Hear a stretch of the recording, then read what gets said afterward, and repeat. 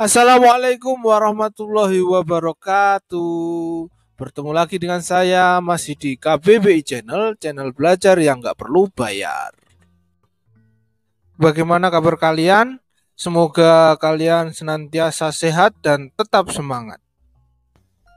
Oke, kompetensi dasar pada pertemuan kali ini masih sama seperti pertemuan sebelumnya, tapi pada pertemuan kali ini kita nanti akan membahas mengenai kaidah kebahasaan cerita inspiratif.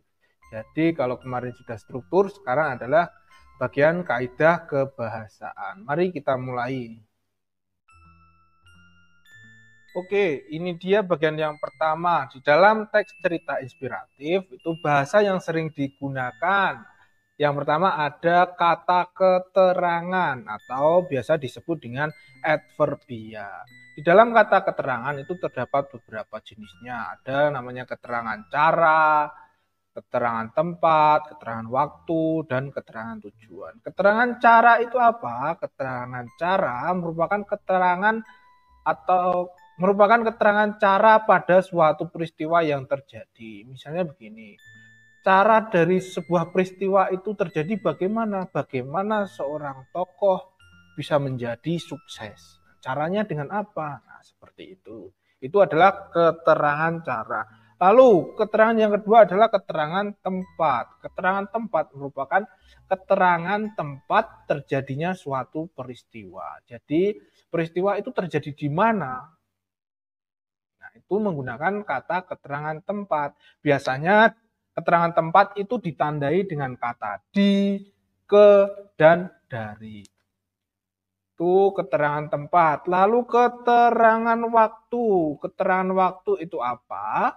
Keterangan waktu merupakan keterangan waktu terjadinya suatu peristiwa atau kegiatan. Peristiwanya itu terjadi saat apa? Waktunya kapan? Di mana? Oh, bukan. Waktu berarti kapan? Kapan? Bisa saja kemarin, pada saat hujan, pada saat mendung, atau pada saat siang, malam, besok, lusa. Nah, itu kan kata-kata keterangan waktu. Kemudian keterangan yang terakhir adalah keterangan tujuan. Keterangan tujuan merupakan suatu tujuan pada suatu kalimat dalam teks. Maksudnya apa? Nah, keterangan dari bagaimana tujuan. Nah, tujuannya untuk apa? Jadi keterangan yang menunjukkan sebuah tujuan. Misalnya, kenapa kamu membawa payung hari ini? Saya membawa payung agar tidak terkena air hujan. Atau saya membawa payung supaya tidak kepanasan. Saya membawa payung untuk dipakai ketika hujan tiba-tiba datang. Jadi kaidah kebahasaan yang pertama dalam cerita inspiratif yaitu kata keterangan atau adverbia.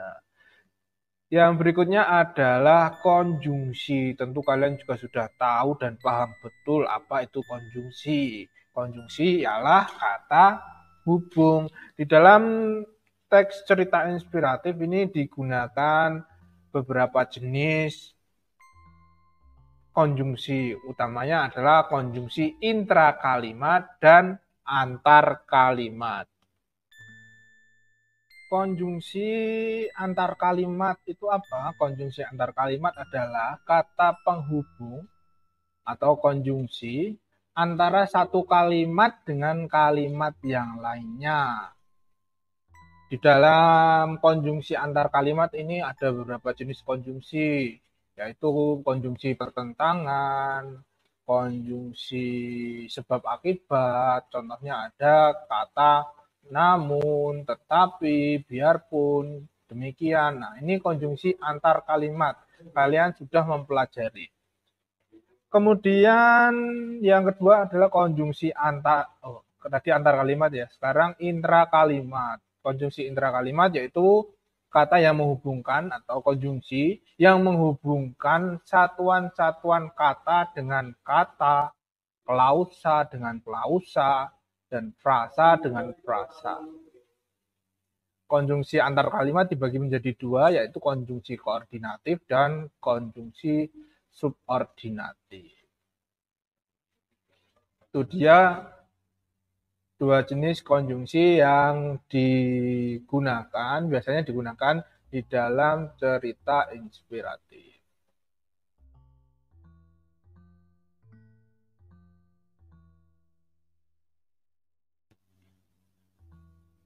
Kaidah kebahasaan yang berikutnya adalah kalimat fakta. Jadi di dalam teks cerita inspiratif itu banyak sekali ditemukan kalimat-kalimat fakta. Ciri-ciri kalimat fakta diantaranya adalah dapat dibuktikan kebenarannya. Kemudian memiliki data yang akurat, misalnya ada tanggalnya, tempat, dan waktu kejadian. Ciri kalimat fakta yang berikutnya adalah memiliki narasumber yang dapat dipercaya. Lalu bersifat objektif, apa adanya dan tidak dibuat-buat. Yang dilengkapi dengan data berupa keterangan atau angka yang menggambarkan keadaan. Ciri kalimat fakta yang berikutnya adalah biasanya dapat menjawab pertanyaan. Apa, siapa, di mana, kapan, berapa, dengan jawaban yang pasti. Lalu ciri kalimat fakta yang terakhir adalah berdasarkan kenyataan. Itu ciri kalimat fakta yang biasanya terdapat pada cerita inspiratif. Kaidah kebahasaan teks cerita inspiratif yang terakhir adalah adanya kalimat majemuk setara dan kalimat majemuk bertingkat. Kalimat majemuk setara itu apa? Kalimat majemuk setara adalah kalimat majemuk yang terdiri atas beberapa kalimat yang sederajat kedudukannya. Contohnya, dia terjatuh di danau dan koran dagangannya berantakan. Itu contoh kalimat majemuk setara. Kemudian kalimat majemuk bertingkat adalah kalimat yang terdiri dari beberapa kalimat tunggal yang kedudukannya tidak setara.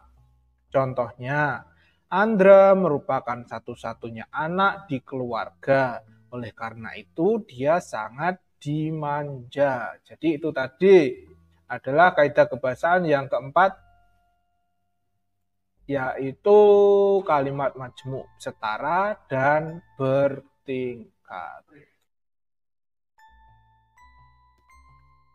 Oke, itu tadi 4 poin kaidah kebahasaan teks cerita inspiratif. Yang pertama ada adverbia, kemudian ada konjungsi, lalu ada